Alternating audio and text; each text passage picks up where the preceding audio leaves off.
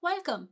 So, in addition to our weekly affirmation, I've decided to add, steps on how to actually connect with yourself.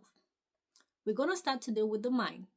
This video was inspired by a comment I received on TikTok when I posted, I trust my mind, and someone commented, don't. Don't trust your mind.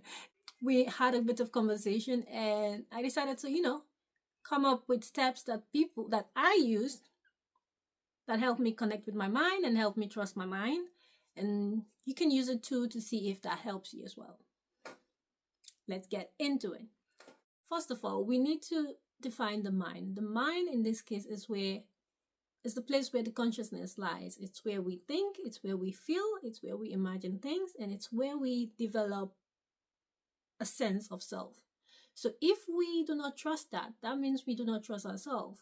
And that again means that we're walking life half aware and half asleep in a way. So in the long run, that's not really helpful. It really isn't. Therefore, we truly need to establish trust with ourselves because that's our navigator. So let's get into the steps on how to establish trust with your mind. So the first thing that you can do is basically become a child again. Like 3-4 years old, they're always asking why after every single thing. That's exactly the same thing you have to do with your mind. Whenever a thought pops up, ask why. Again and again until you receive an answer. This does one key thing for you, and that is it makes you become aware of your thoughts. Because sometimes we think, but we do not actually, pay attention to it. It's just part of who we are. It's part of the machine.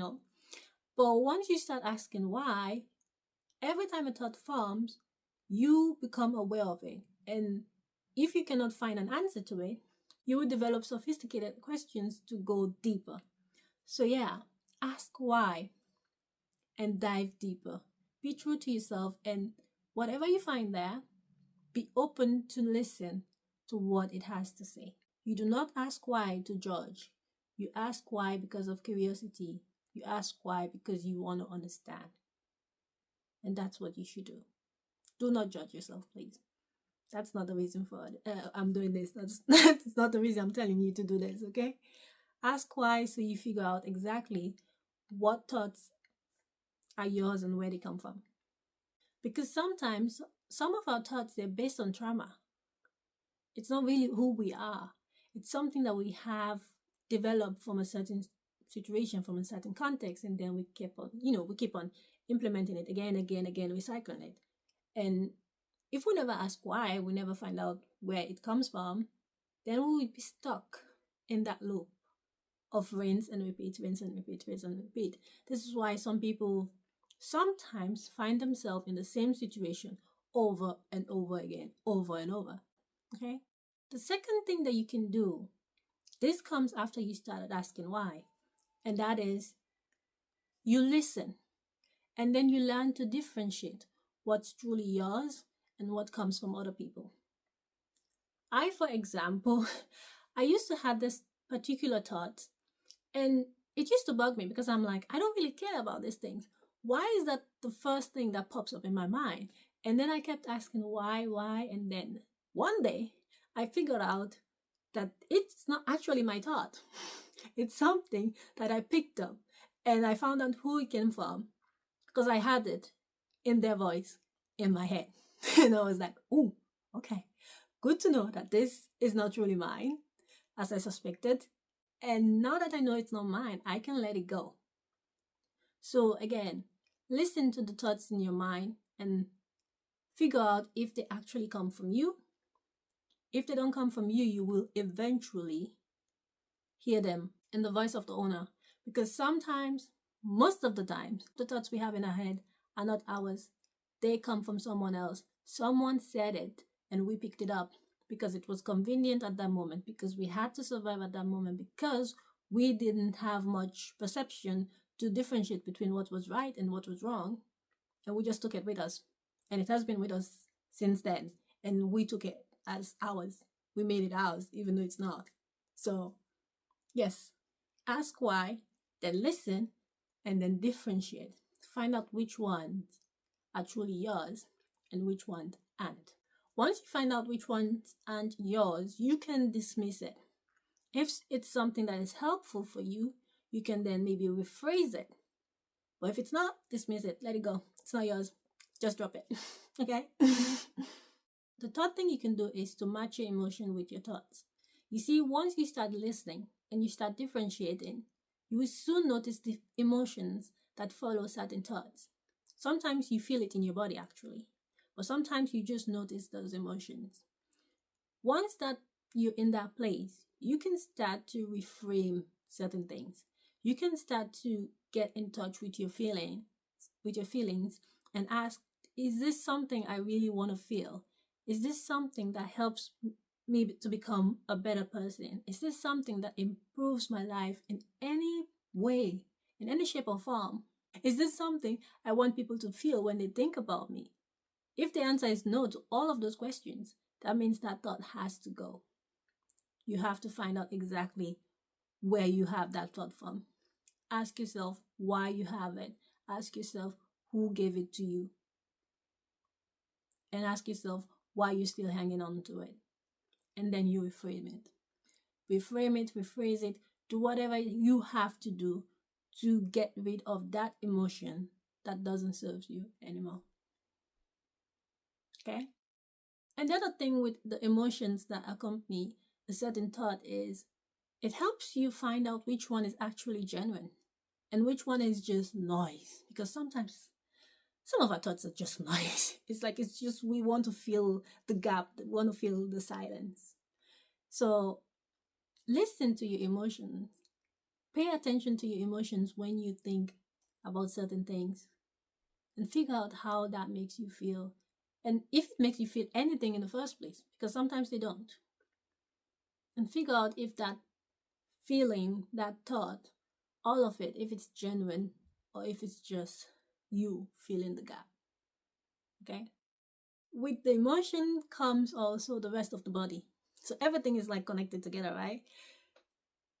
Once you start paying attention to the emotion, you will start to feel certain part of your body reacting to certain thoughts. Because everything is so connected, we're sometimes not even aware of it, but everything is so connected that once you get into the habit of questioning, into the habit of getting to know yourself better, into the habit of shifting your mindset and fixing your belief system, you will see the patterns in every bit of you. So yeah, your body's also going to join.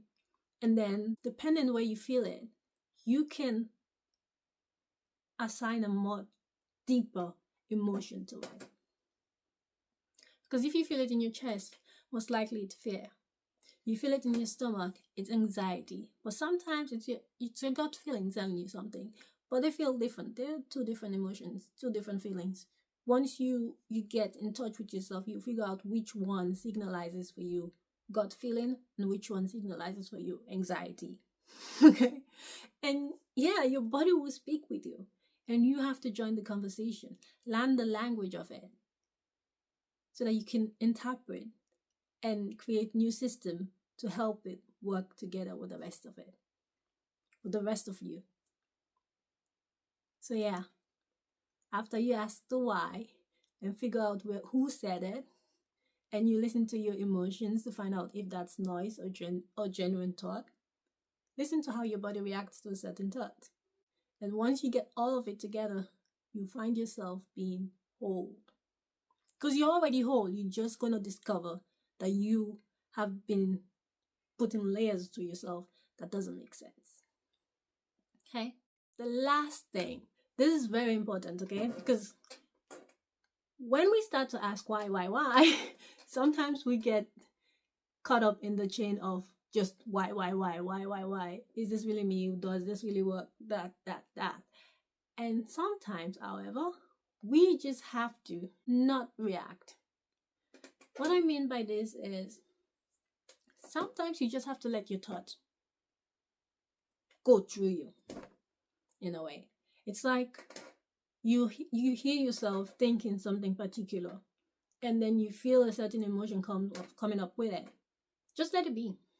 Just act as if you watch television at that moment, and just watch and see how long it takes to go away and how intense it actually feels, because that tells you more about yourself than you could asking why in the first place.